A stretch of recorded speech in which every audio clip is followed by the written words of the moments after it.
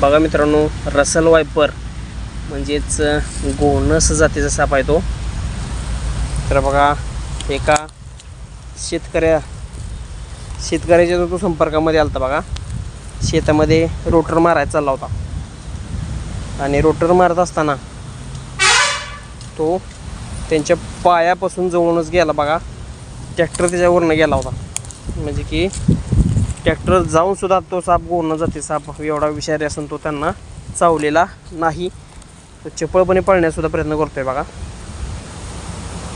बघू शकताय, त्याला तर आपण सुरक्षितपणे जंगलामध्ये सोडलेला आहे बघा मित्रांनो. चला.